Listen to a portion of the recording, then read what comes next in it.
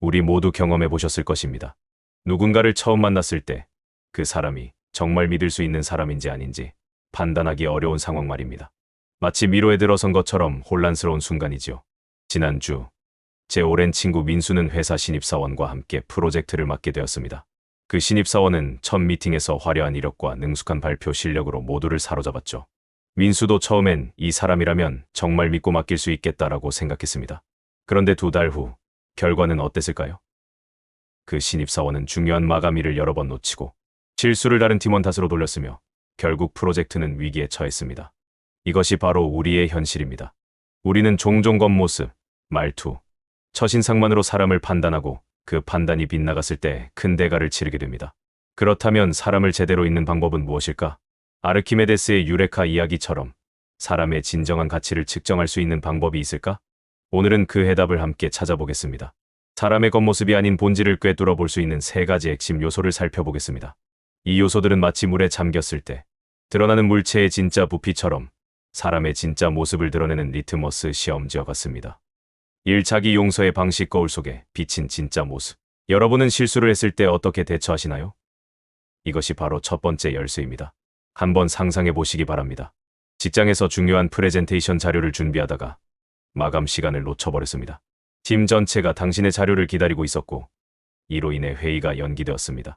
이런 상황에서 사람들의 반응은 크게 2가지로 나뉩니다. 첫 번째 유형의 사람은 이렇게 말합니다. 죄송합니다. 제가 시간 관리를 제대로 하지 못했고 이로 인해 팀에 피해를 드렸습니다. 앞으로는 더 철저히 준비하겠습니다. 2번째 유형의 사람은 이렇게 반응합니다. 어제 서버가 자꾸 다운되더라고요. 그리고 IT팀에서도 도움을 제대로 안 줬습니다. 뭐 어쩔 수 없는 일이었습니다. 이 2 사람 중 누구를 더 신뢰하시겠습니까? 명백히 첫 번째 사람입니다. 그들은 자신의 실수를 인정하고 책임을 집니다. 이것이 바로 자기 용서의 올바른 방식입니다. 진정한 용서는 먼저 자신의 잘못을 인정하는 것에서 시작합니다. 저는 얼마 전 한 인터뷰에서 성공한 CEO의 이야기를 들었습니다. 그가 회사 초창기에 심각한 판단 오류로 회사가 거의 파산 직전까지 갔던 적이 있었다고 합니다. 그때 그는 직원들 앞에 나서서 이것은 전적으로 제 잘못입니다. 여러분들에게 실망을 안겨드려 죄송합니다라고 말했습니다. 그리고 밤낮 없이 일하며 문제를 해결했죠. 이 CEO의 정직함과 책임감은 직원들의 신뢰를 얻었고 결국 회사는 위기를 극복할 수 있었습니다. 반면 자신의 실수에 대해 항상 변명거리를 찾는 사람들이 있습니다. 날씨가 너무 더워서, 컴퓨터가 갑자기 고장나서, 다른 사람이 제대로 알려주지 않아서. 이런 사람들은 자기 자신을 너무 쉽게 용서합니다. 그리고 그런 사람들은 대개 다른 사람들의 고통이나 불편함에도 별로 신경 쓰지 않습니다.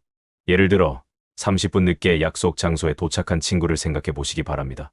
그가 미안해, 교통이 너무 혼잡했어 라고 말하며 곧바로 다른 이야기로 넘어간다면 어떨까요? 그는 자신의 늦음이 당신에게 미친 영향을 전혀 고려하지 않고 있습니다. 하지만 정말 미안해, 너를 기다리게 해서. 내가 일찍 출발했어야 했는데 다음번엔 꼭 시간을 지킬게라고 말하는 친구라면 어떨까요? 이런 사람은 자신의 행동에 대해 진정으로 책임을 지고 있습니다. 진정한 자기 용서는 자신의 실수를 인정하고 그로 인한 피해를 이해하며 변화하려는 의지를 보이는 것입니다. 자신의 잘못을 쉽게 합리화하는 사람은 결국 타인의 신뢰를 얻기 어렵습니다. 이 위기 대응 방식, 폭풍 속에서 드러나는 진짜 모습. 2번째 중요한 척도는 사람이 위기 상황에서 어떻게 반응하는가입니다. 여러분, 우리 모두 긍정적 사고의 힘에 대해 들어보셨을 것입니다. 그러나 모든 긍정적 사고가 다 좋은 것은 아닙니다. 특히 주목해야 할 것은 선택적 긍정주의자들입니다. 실제 사례를 들어보겠습니다. 한 스타트업에서 3명의 친구가 공동 창업자로 사업을 시작했습니다. 초기에는 모든 것이 순조로웠죠. 그러나 첫 해가 지나고 회사는 심각한 재정 위기에 직면했습니다. 이때 한 창업자가 이렇게 말했습니다. 이건 좋은 기회야. 나는 새로운 사업 아이템을 찾았어. 이걸로 혼자 새 출발할 거야. 그는 팀을 떠났고 다른 2 창업자는 빚더미에 앉게 되었습니다. 그 긍정적인 창업자는 자신만의 탈출구를 찾았던 것입니다.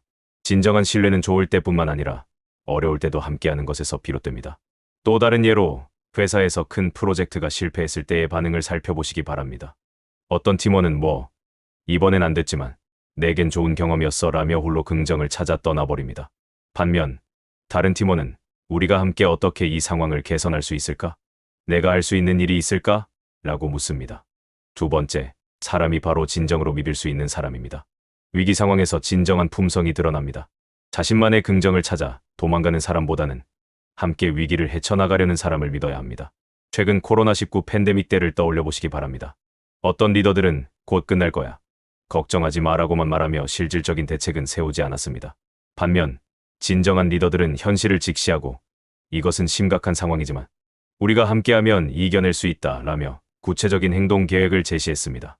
위기 상황에서 자신만 구하려는 사람은 결코 진정한 동반자가 될 수 없습니다. 그들은 언제든 당신을 떠날 준비가 되어 있기 때문입니다. 제 말과 행동의 일치성, 약속의 가치. 세 번째이자 가장 중요한 요소는 말과 행동의 일치성입니다. 한 유명한 격언이 있습니다. 말은 쉽고 행동은 어렵다. 우리 모두 거창한 약속을 하는 사람들을 만나봤을 것입니다. 내일까지 꼭 끝내겠습니다. 다음 주까지 반드시 결과물을 보내드리겠습니다. 앞으로는 절대 그런 실수를 하지 않겠습니다. 그러나 중요한 것은 그 말이 실제 행동으로 이어지는가입니다. 제 친구 중에 한 사람이 있습니다.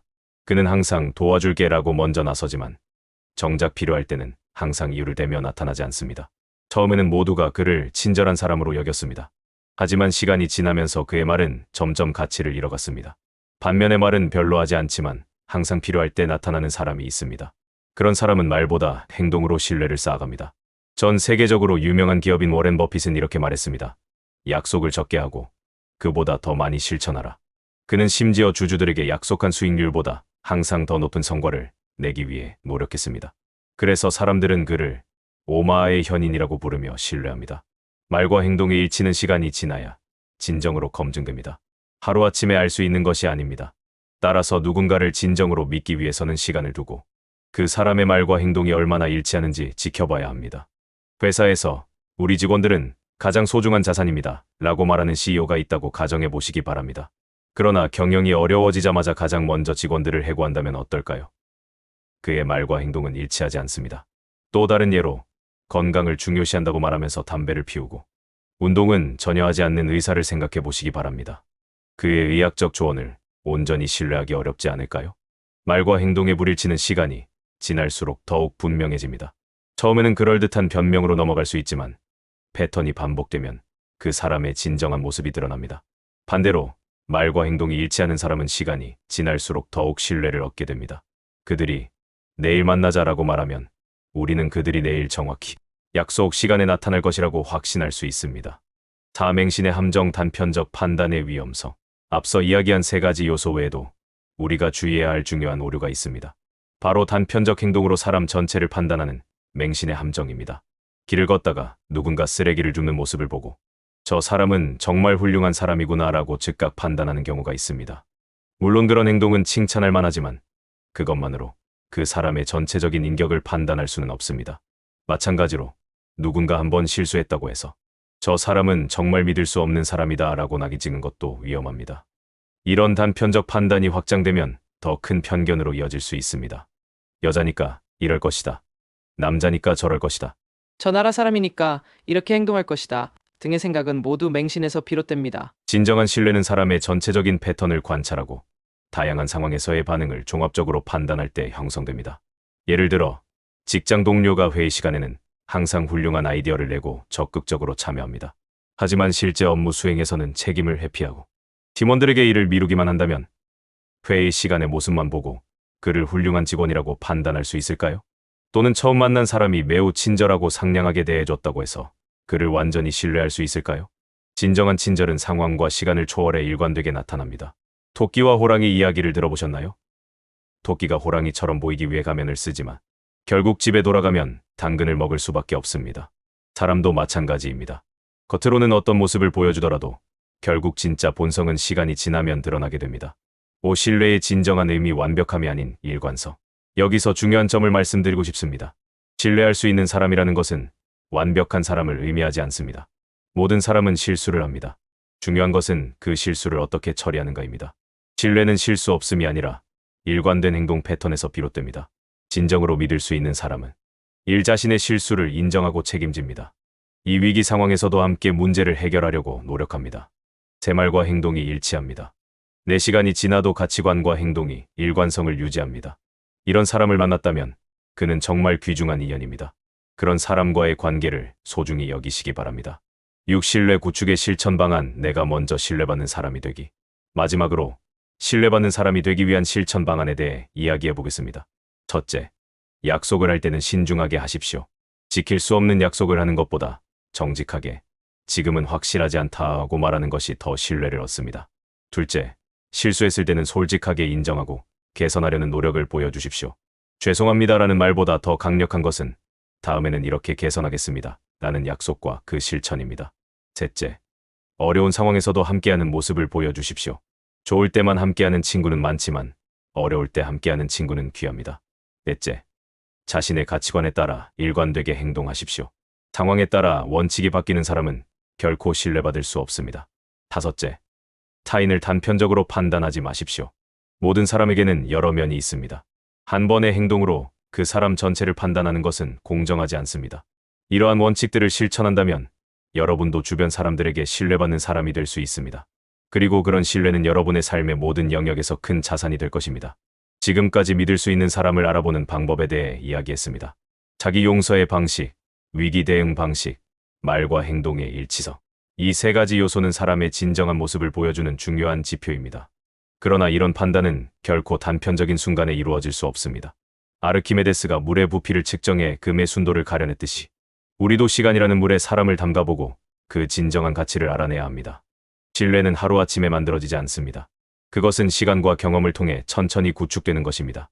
마치 토끼가 호랑이 가면을 쓰더라도 결국 본성은 드러나듯이 사람의 진짜 모습도 시간이 지나면 반드시 드러납니다.